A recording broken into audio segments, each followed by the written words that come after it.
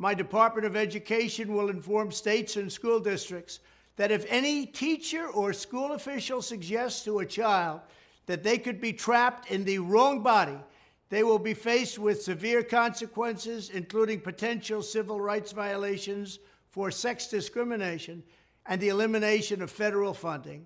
As part of our new credentialing body for teachers, we will promote positive education about the nuclear family. Hello, please do listen to Trump. Now it is clearly clear why they hate Trump. I want you to come down and listen to his speech. At the end of it, you will get something. You will understand something. I'm not calling names of anything. I'm not going to be explaining anything to you. I just want you to listen, because the social media, we are not permitted to say some things, or some certain things, or some certain names or terms. So please listen, and in the comment section, be free to communicate with me. Thank you so much. The left-wing gender insanity being pushed on our children is an act of child abuse. Very simple. Here's my plan to stop the chemical, physical, and emotional mutilation of our youth. On day one, I will revoke Joe Biden's cruel policies on so-called gender-affirming care. Ridiculous. A process that includes giving kids puberty blockers, mutating their physical appearance, and ultimately performing surgery on minor children. Can you believe this?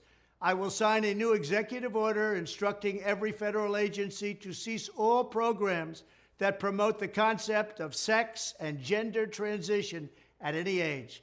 I will then ask Congress to permanently stop federal taxpayer dollars from being used to promote or pay for these procedures and pass a law prohibiting child sexual mutilation in all 50 states. It'll go very quickly. I will declare that any hospital or healthcare provider that participates in the chemical or physical mutilation of minor youth will no longer meet federal health and safety standards for Medicaid and Medicare and will be terminated from the program immediately. Furthermore, I will support the creation of a private right of action for victims to sue doctors who have unforgivably performed these procedures on minor children. The Department of Justice will investigate Big Pharma and the big hospital networks to determine whether they have deliberately covered up horrific long-term side effects of sex transitions in order to get rich at the expense of vulnerable patients, in this case, very vulnerable. We will also investigate whether Big Pharma or others have illegally marketed hormones and puberty blockers, which are in no way licensed or approved for this use. My Department of Education will inform states and school districts that if any teacher or school official suggests to a child that they could be trapped in the wrong body, they will be faced with severe consequences, including potential civil rights violations for sex discrimination and the elimination of federal funding. As part of our new credentialing body for teachers, we will promote positive education about the nuclear family, the roles of mothers and fathers, and celebrating rather than erasing the things that make men and women different and unique.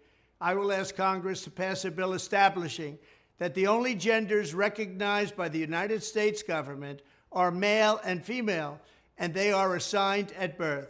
The bill will also make clear that Title IX prohibits men from participating in women's sports, and we will protect the rights of parents from being forced to allow their minor child to assume a gender which is new and an identity without the parents' consent. The identity will not be new, and it will not be without parental consent. No serious country should be telling its children that they were born with the wrong gender, a concept that was never heard of in all of human history. Nobody's ever heard of this, what's happening today. It was all when the radical left invented it just a few years ago.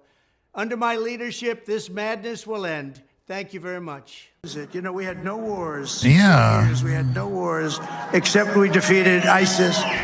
We defeated ISIS in record time, but we had no wars. They said, he will start a war. I'm not going to start a war. I'm going to stop wars. but this is also a massive victory for democracy and for freedom. Together, we're going to unlock America's glorious destiny.